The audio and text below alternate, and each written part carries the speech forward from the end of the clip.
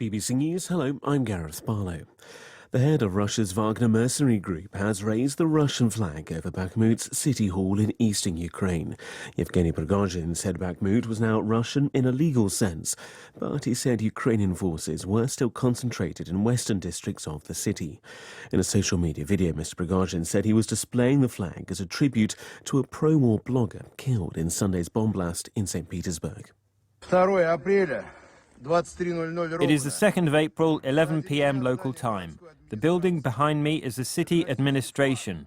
This is a Russian flag. It says on the flag, in memory of Vladlen Tatarsky.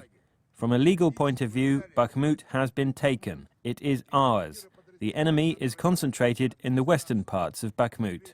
The Ukrainian Army General Staff says its forces are still in control of Bakhmut. The 53-year-old leader of Finland's main centre-right party, Petteri Orpo, is likely to become the country's new prime minister after winning Sunday's parliamentary elections.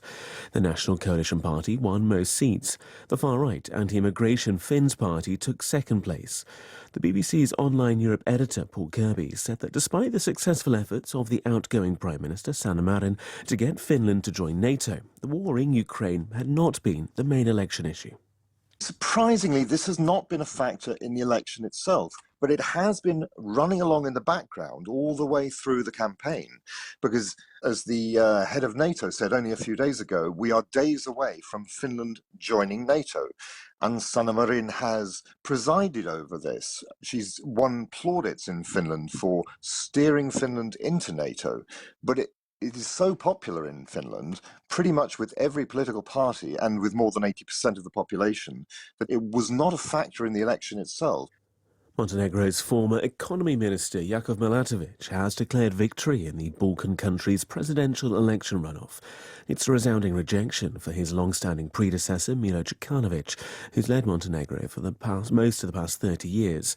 Mr. Milatovic told supporters that he would lead the country into the European Union within 5 years. Donald Trump is expected to travel from Florida to New York on Monday ahead of the Manhattan court hearing where charges against him will be made public. A legal panel known as a grand jury indicted him on Thursday. From Florida, Barbara Platt-Usher has this report. Donald Trump kept up his Palm Beach routine at the weekend. He played a few rounds of golf. But he's also been consulting advisors about how to approach the indictment, which he's called political persecution. The grand jury investigation centered on payments to a porn star aimed at blocking a story that could have damaged Mr. Trump's 2016 presidential campaign. His lawyer says he'll plead not guilty. World News from the BBC. Survivors of the bombing at the Manchester Arena in 2017 have launched legal action against a conspiracy theorist who claims the attack was faked. 22 people died when a suicide bomber blew himself up after a concert by the singer Ariana Grande. Martin Hibbert and his daughter Eve, who were left with severe disabilities, are suing Richard D. Hall for defamation and harassment. Mr. Hall has not responded to BBC requests for comment on the case, but during the original investigation he insisted the BBC was wrong about how he operated. Mexico has extradited to the United States one of the former security chiefs of the Sinaloa cartel. Mexican prosecutors say that for many years, Jorge Gastelum Avila led a team of assassins who enforced the gang's policies. He was close to the cartel's former leader, Joaquim El Chapo Guzman. One of the most prominent indigenous leaders of the past century in Australia has died. Yunupingu, an elder of the Yolngu people, was 74. From Sydney, Phil Mercer has this report. His name meant sacred rock that stands against time. Yunupingu was a revered political warrior who fought for Indigenous land rights and recognition in Australia.